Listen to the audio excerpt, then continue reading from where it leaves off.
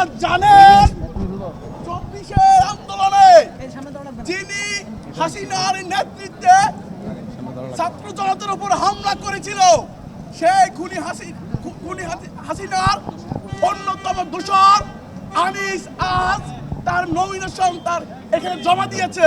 তার তীব্র নিন্দা জানাচ্ছি।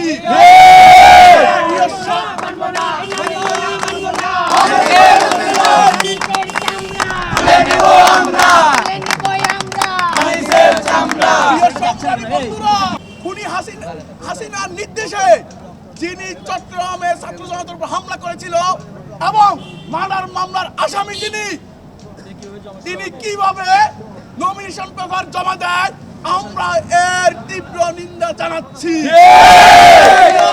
আমার যে পর্যন্ত না তাদের বিচার হবে, খুনি স্বৈরাচারী হাসিনার দোষর যারা, তাদের যে পর্যন্ত না বিচার হবে সে পর্যন্ত আমাদের আন্দোলন চলবে।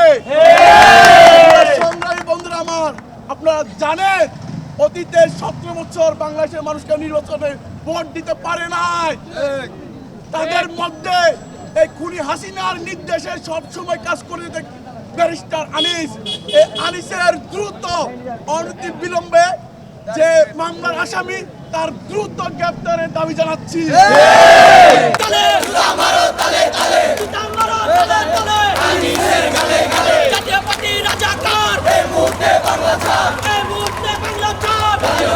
রাজাকার